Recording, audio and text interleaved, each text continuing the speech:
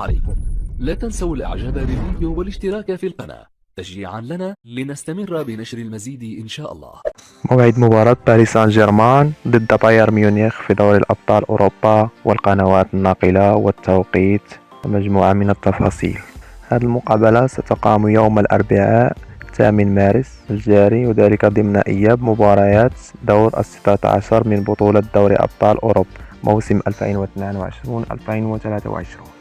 وتنطلق صافرة المباراة في تمام الساعة 10 مساء بتوقيت القاهرة، والساعة 11 مساء بتوقيت مكة المكرمة، والساعة 12 منتصف الليل بتوقيت أبو ظبي، والساعة 7 بتوقيت المغرب.